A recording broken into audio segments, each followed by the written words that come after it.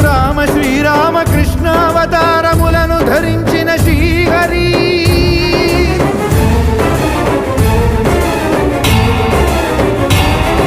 అవతారకుడౌ అవతారమూర్తిగా సాక్షాత్కరించి ధరింపజేయవయా